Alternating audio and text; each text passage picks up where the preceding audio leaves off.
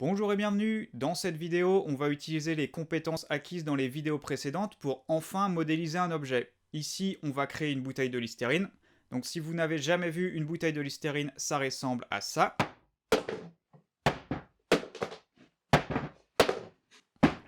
C'est un objet relativement simple et ça va nous permettre d'aborder deux sujets très importants. Le premier qui est la décomposition d'un modèle en surface basique qui va nous permettre d'utiliser les figures de base vues dans les vidéos précédentes. Donc je vous remets le lien si vous voulez revoir la vidéo sur les techniques de base du modeling. Et la deuxième chose, c'est la gestion de l'historique et ça inclut aussi comment utiliser les bons outils pour améliorer votre processus de modélisation. Ici, on va travailler à partir d'images et de quelques codes basiques. J'ai créé des blueprints de la bouteille. Si vous voulez les télécharger, je vous invite à cliquer sur les liens à l'écran ou ceux qui sont dans la description sous la vidéo. On va commencer par mettre nos images en fond dans Alias. Donc pour ça, on va faire glisser chaque image dans sa vue respective. La prochaine étape, ça va être de les mettre à l'échelle et de les aligner les unes par rapport aux autres. Pour ça, on va se servir de courbe et de la fonction offset. Je vais mettre une ligne horizontale passant par l'origine de la grille. Elle va nous servir de référence pour placer le bas de la bouteille. On connaît la hauteur de la bouteille qui est de 223 mm. On va donc se mettre en vue de côté et faire un offset de 223 mm. Ça va nous donner une référence pour le haut de la bouteille. On va maintenant pouvoir mettre les images des vues de face et de côté à l'échelle en les sélectionnant et en utilisant les fonctions Move et Scale.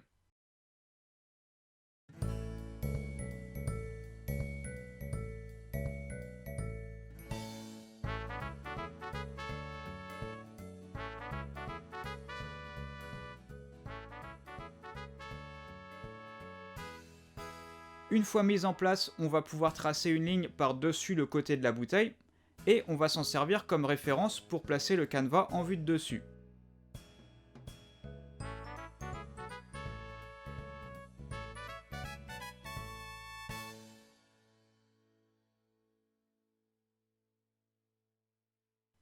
Maintenant, les images de fond sont en place. Personnellement, il y a trois petites choses en plus que j'aime bien faire avec ces images. La première, c'est de les pousser loin du centre de la grille. Ça me permet de les garder visibles en vue ortho sans qu'elles ne traînent au milieu du modèle en vue de perspective. La deuxième, c'est de les mettre légèrement en transparence. Ça va rendre les courbes et surfaces que vous allez construire plus visibles. Et la dernière chose, c'est de les mettre dans un layer et mettre ce layer en référence. Ça rendra les images visibles mais inactives, donc vous ne risquez pas de les bouger par erreur plus tard.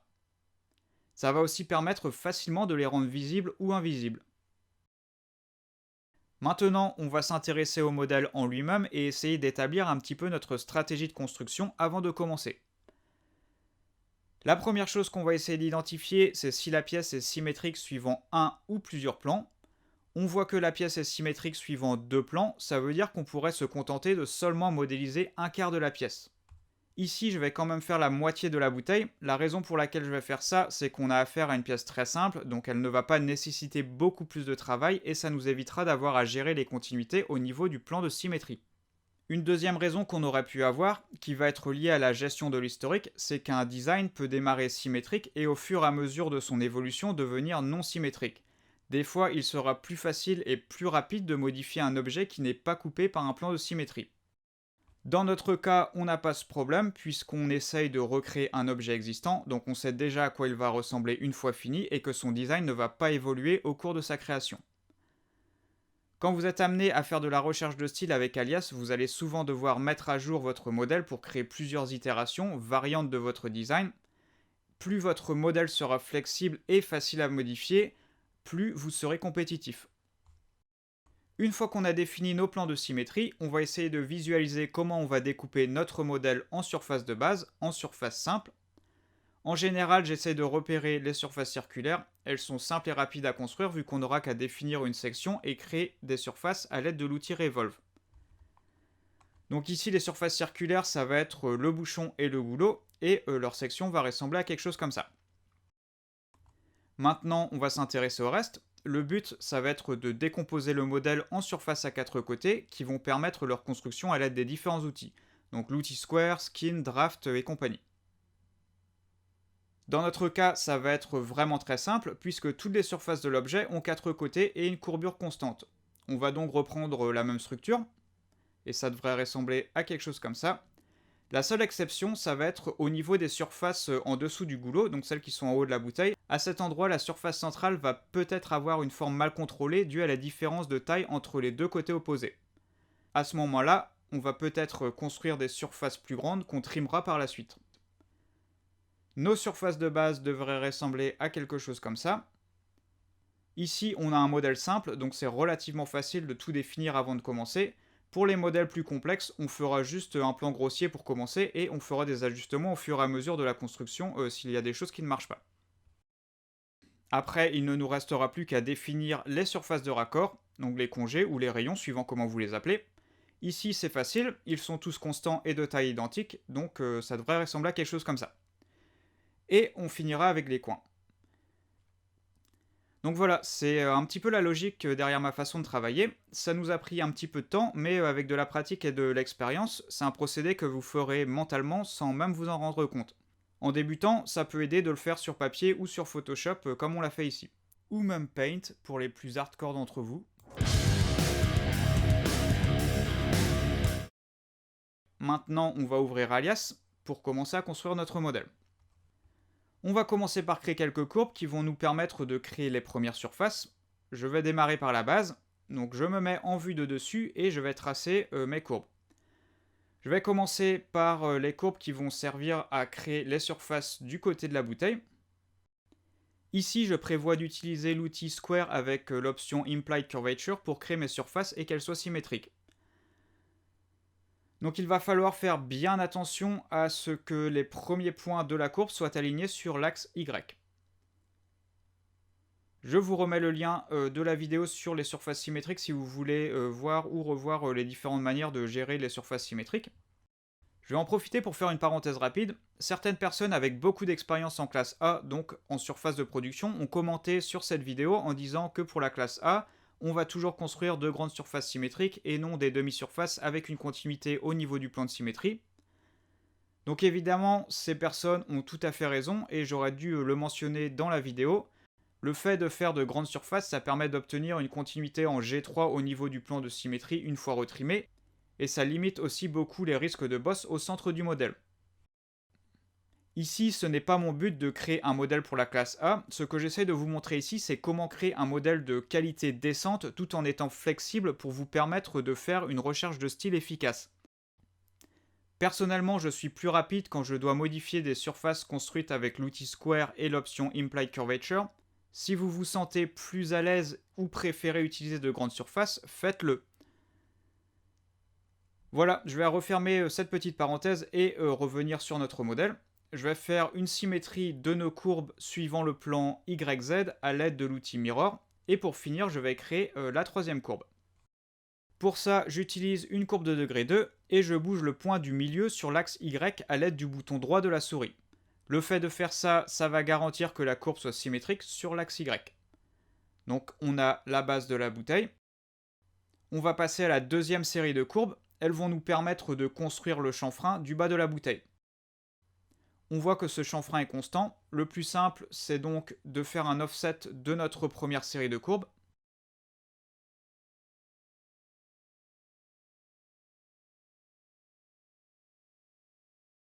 Ensuite, on va faire un extend de nos nouvelles courbes obtenues avec l'offset et on va les trimer.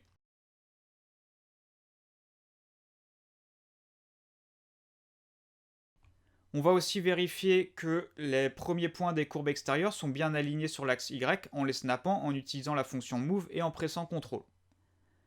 Après, on va positionner notre deuxième série de courbes sur la hauteur, donc l'axe Z. On va sélectionner nos courbes et se mettre en vue de côté, et avec la fonction Move, on va bouger nos courbes. Suivant la précision que vous voulez obtenir, vous pouvez les placer à l'œil ou alors taper la distance dans la barre du haut. Alors un petit mot sur le contrôle des distances. Il y a une chose que j'entends souvent avec les gens qui débutent sur Alias, c'est avec Alias, on ne peut pas être précis sur les mesures et sur les distances. Alors c'est pas vrai, mais le contrôle des cotes ne va pas être aussi direct qu'avec d'autres logiciels comme SolidWorks ou Katia où vous allez créer des esquisses et directement appliquer vos cotes dessus. Pour contrôler ces distances ou ces cotes avec alias, on a plusieurs solutions. Personnellement, j'aime bien utiliser l'outil offset ou le tubular offset pour ça. Donc ici, on sait que le dessous de la bouteille, donc notre première série de courbes, est sur la grille, donc en Z0. On sait aussi que notre chanfrein va être d'une largeur de 10 mm. Donc pour placer notre deuxième série de courbes à 10 mm de hauteur, on va utiliser l'outil offset.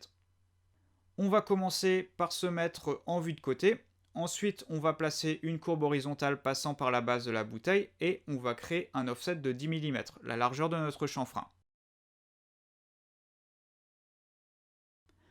Ensuite, on n'aura plus qu'à venir snapper notre deuxième série de courbes en Z sur l'offset à l'aide du bouton droit de la souris et des boutons CTRL-ALT.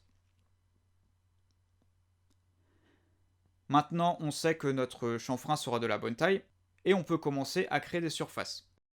Au niveau des outils, vous avez le choix. Moi, je vais rajouter quelques courbes pour pouvoir utiliser l'outil Square. Le skin pourrait très bien marcher aussi.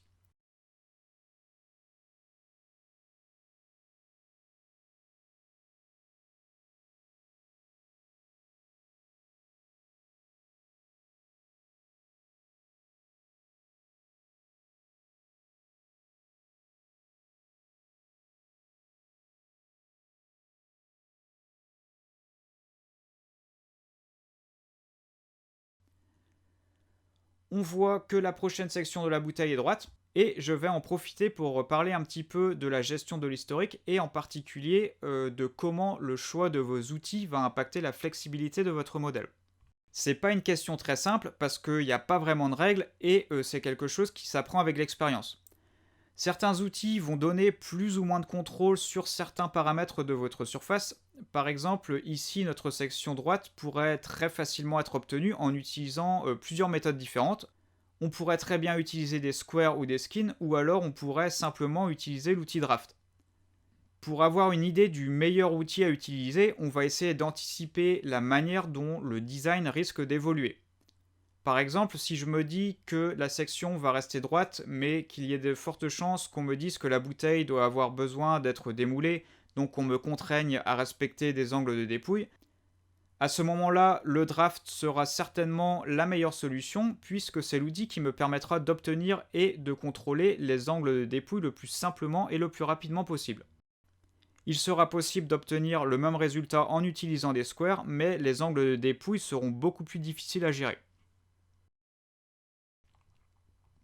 Maintenant, si je me dis que la forme de la bouteille ne va pas plaire au designer et qu'il y a de fortes chances qu'il me demande de bomber les surfaces pour rendre le design un peu différent, à ce moment-là, construire nos surfaces en utilisant des squares sera la meilleure méthode puisque le draft ne permettra pas de gérer les formes des surfaces dans le sens de la longueur. Comme je le disais, c'est pas forcément une chose facile, c'est quelque chose qui s'apprend avec l'expérience et aussi qui va varier suivant si vous connaissez bien les gens avec lesquels vous travaillez. Puisque le mieux vous saurez ce qu'ils aiment ou pas, le mieux vous pourrez anticiper leurs demandes et donc rendre votre modèle flexible par rapport à ces demandes.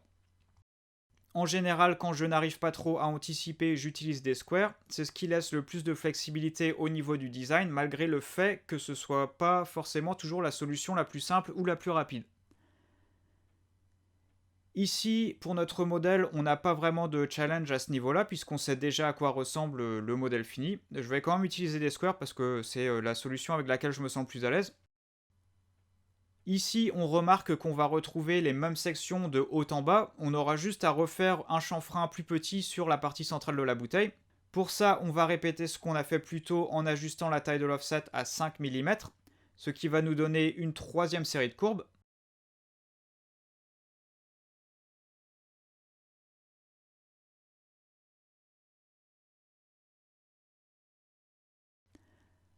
Après, on va juste faire des copier-coller de nos trois séries de courbes et on va les placer correctement sur l'axe vertical, donc l'axe Z.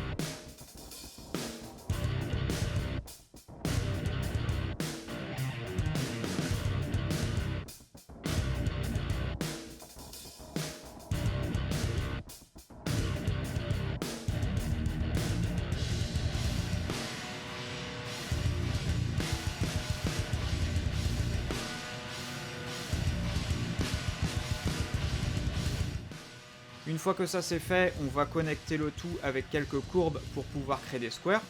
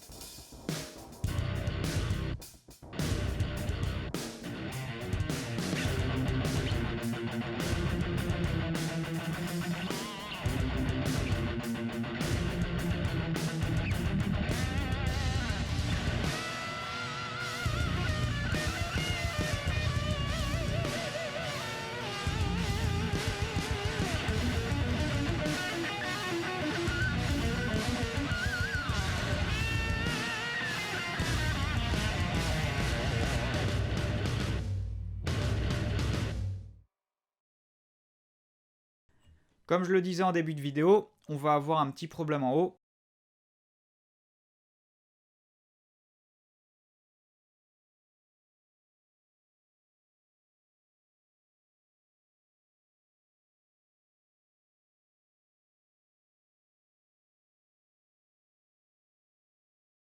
Si on construit nos surfaces bout à bout comme on l'a fait pour le reste de la bouteille, on voit que la surface centrale est un petit peu bizarre. C'est parce que les points sont beaucoup plus rapprochés en haut de la surface qu'en bas. Pour remédier à ça, on va construire des surfaces avec des meilleures répartitions de points, donc des surfaces plus rectangulaires, et on va les intersecter. Donc je vais effacer les surfaces qu'on a fait en haut de la bouteille, et je vais seulement garder les deux courbes se trouvant sur le plan de symétrie. On va ensuite dupliquer les courbes du bas et les placer pour faire en sorte que nos surfaces se terminent sous le goulot.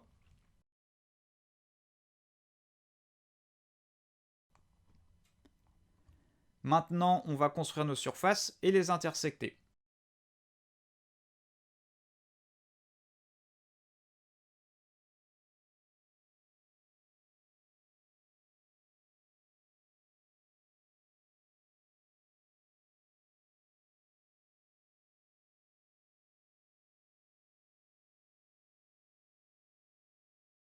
Donc là, forcément, nos intersections sont arrondies puisque la surface centrale est bombée en vue de dessus et qu'on vient la couper en diagonale.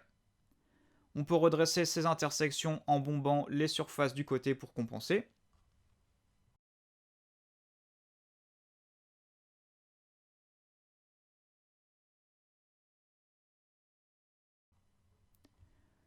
Donc au niveau de nos surfaces, là, on les a toutes. Donc on a toutes nos surfaces de base. Maintenant, il ne nous reste plus qu'à faire le goulot et le bouchon. Donc pour ça, on va tracer nos sections.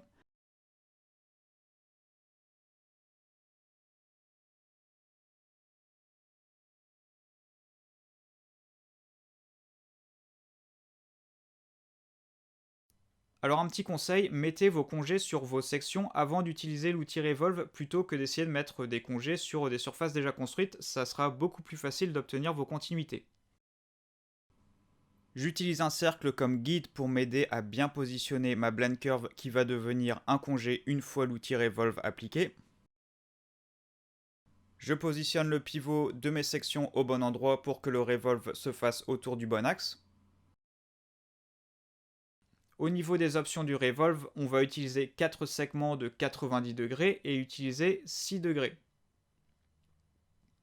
Ça, c'est pour que les surfaces soient bien circulaires et ça nous évitera les mauvaises surprises au moment de faire la symétrie des surfaces, puisque si ces surfaces ne forment pas un cercle parfait, on se retrouvera avec des défauts de continuité au niveau des plans de symétrie. Ici, je projette le bord du congé sur ces surfaces de base pour pouvoir ensuite les trimer.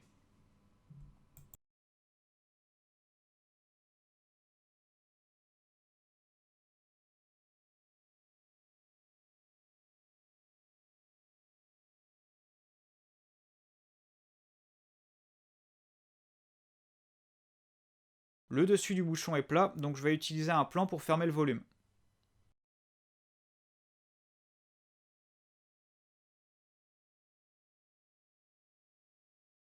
On a maintenant un volume qui commence à ressembler à notre bouteille.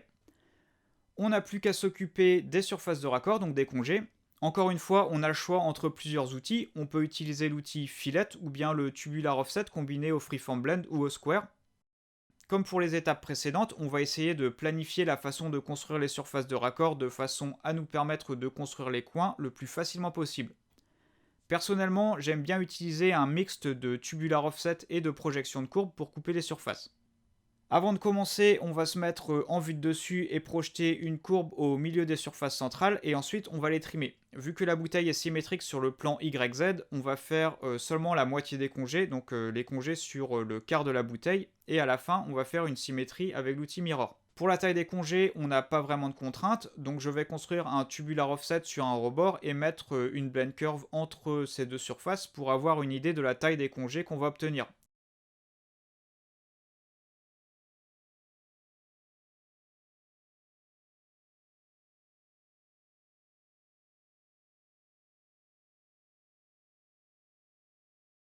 Et juger s'ils nous conviennent ou pas.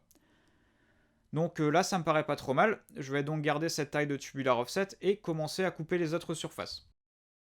Il y a une chose que j'aime bien faire au niveau des découpes, c'est de me servir des courbes sur surface obtenues avec le tubular offset comme d'un guide et les repasser avec une courbe simple que je vais ensuite reprojecter sur la surface.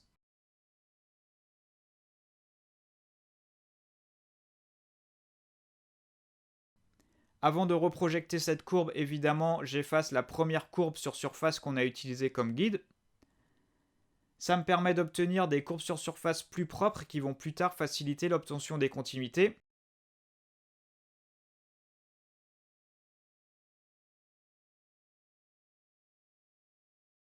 Et ces nouvelles courbes sur surface vont aussi me donner plus de liberté sur la forme des découpes. On pourra maintenant obtenir des découpes coniques sans difficulté. Et de manière générale, l'historique sera aussi plus facile à gérer.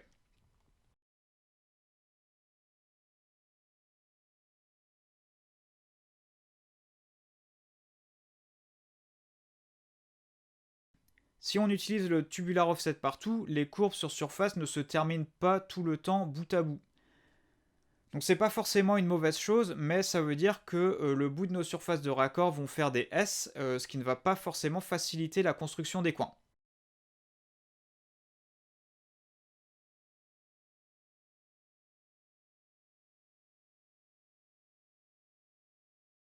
Ce que je fais quand je le peux, et si ça ne change pas trop l'aspect visuel du congé, c'est de tricher en venant replacer mes courbes pour que les découpes soient bien alignées et se terminent bout à bout.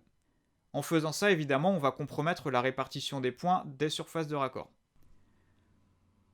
Je vais répéter le même processus sur toute la bouteille, donc mettre des tubular offset, repasser les courbes sur surface obtenues avec ces tubular offset avec des courbes plus simples qui vont nous permettre d'avoir un meilleur historique et aussi des meilleures courbes sur surface. Et je vais aussi en profiter pour faire une surface qui sera le fond de la bouteille. Ça va prendre un petit peu de temps et je pense pas qu'il y ait un intérêt à voir le processus pour chaque courbe, donc je vais accélérer un petit peu la vidéo et on va se retrouver pour le coin supérieur.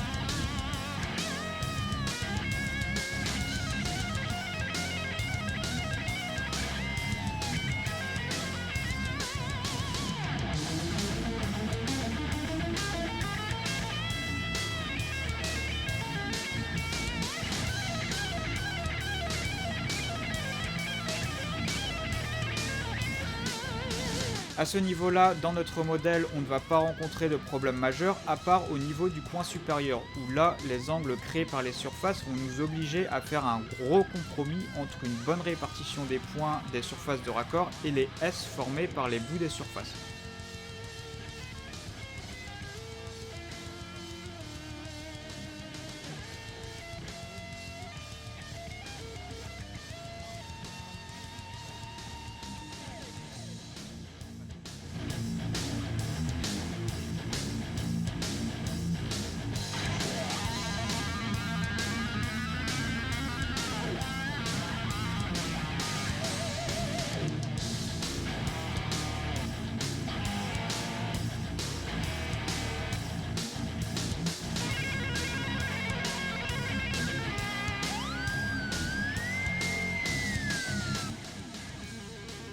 Une fois qu'on a trouvé un bon compromis au niveau de notre coin, on va créer toutes les surfaces de raccord. Ici, je vais utiliser des blend curves avec des squares, mais j'aurais très bien pu utiliser le freeform blend. Donc une fois de plus, je vais accélérer la vidéo parce que c'est pas forcément très intéressant de revoir la même chose 10 ou 15 fois.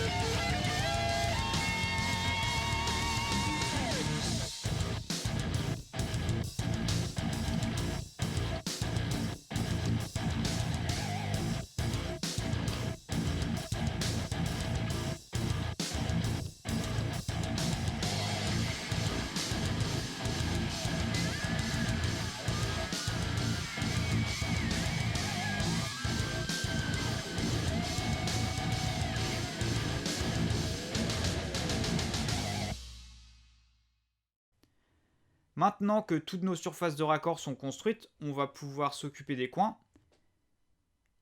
Donc ici, on a beaucoup de coins formés par 4 surfaces de raccord et 2 coins formés par 3 surfaces de raccord. Un en haut de la bouteille et un deuxième en bas. On va commencer par celui du haut. On va projeter une courbe sur le goulot pour créer un quatrième rebord et on va venir construire notre coin à l'aide d'un square. On va l'aligner à la main ou à l'aide de l'outil Align. On aurait aussi pu utiliser la fonction Ball Corner pour créer notre coin. Ensuite, on va passer au coin suivant et refaire la même chose jusqu'à ce que tous les coins soient faits. Donc je vais pas trop m'attarder sur les autres coins, j'y avais déjà consacré une vidéo il y a quelques semaines, je vous remets le lien de la vidéo à l'écran, cliquez dessus si vous avez besoin de la revoir. Donc là, comme vous pouvez le remarquer, je me contente d'aligner mes coins en tangence, c'est parce que j'ai pas envie que la vidéo dure de trop longtemps, et vous pouvez aussi remarquer que maintenant que nos surfaces de raccord sont bien alignées, la tangence s'obtient très très facilement.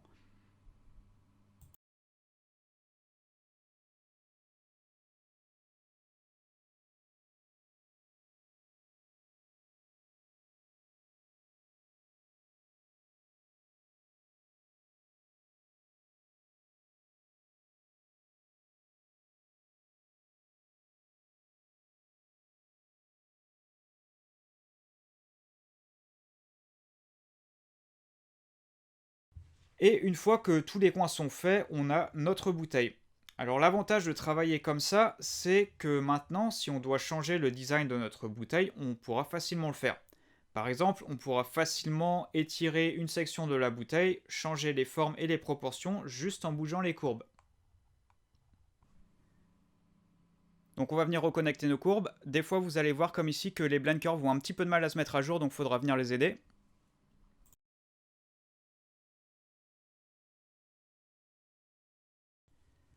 En général, les coins sont les seules choses qui risquent d'être un petit peu difficiles à mettre à jour, donc si votre modèle est susceptible d'être lourdement modifié, je vous conseille d'avoir raffiné suffisamment le design avant de les construire.